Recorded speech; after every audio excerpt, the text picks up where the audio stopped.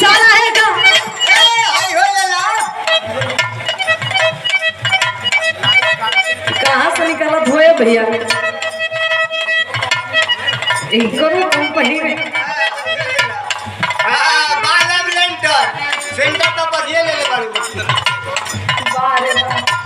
आओ भाई ले ला क्या बात है कहना है का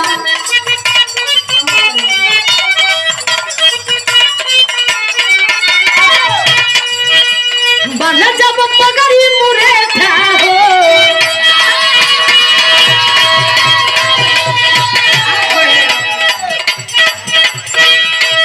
बना जब पगड़ी मुरे था हो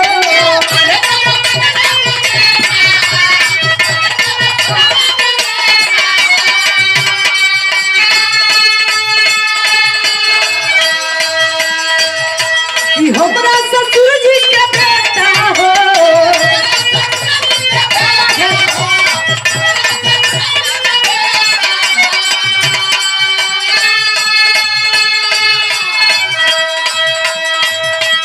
बन जब पगड़ी मुरे था हो हमरा ससुर जी के बेटा हो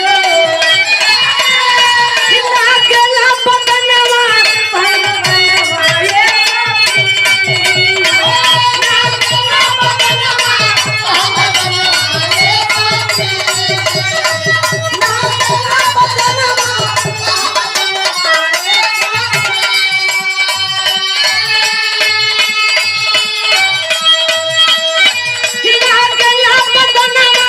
भगवानवा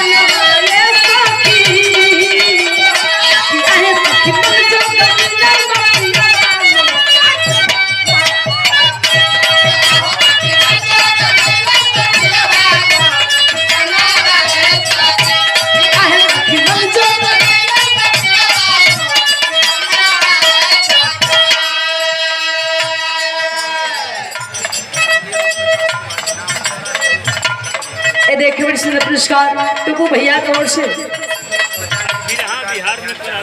टप्पू सिंह नित्य कारीगर से क्या बात सम्मान से पुरस्कार 500 को चिन्ह दे दिए भैया सम्मान में कोट कोट शब्द स्वागत का और बतावे सखी का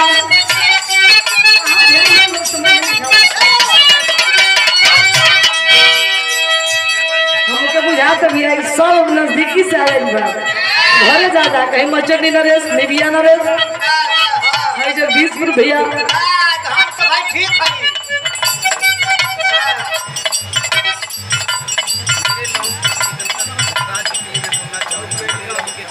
आधे सरोज मेडिकल सी मेडिकल आधे प्रोप्राइटर हमारे सरोज जी की ओर से ये 50 पुरस्कार सरपंच साहब जी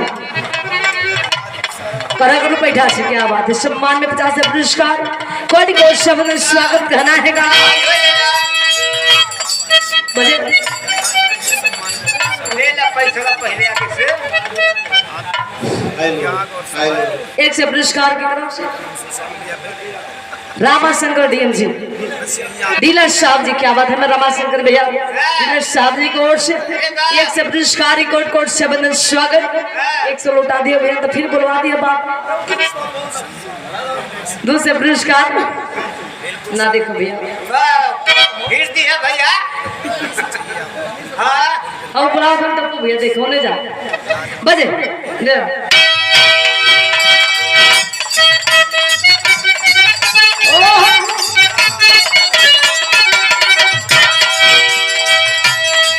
तो हरा बोला हम लेखा बाहर न चले सोची तो हरा बोला हम लेखा बाहर न चले तो हरा बोला हम लेखा बाहर न चले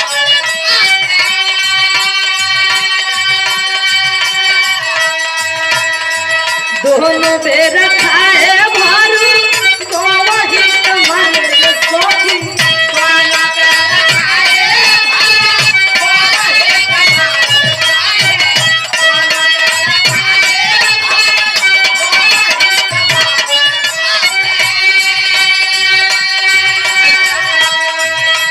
बड़ी बड़ी आँख बड़ी मछिया हो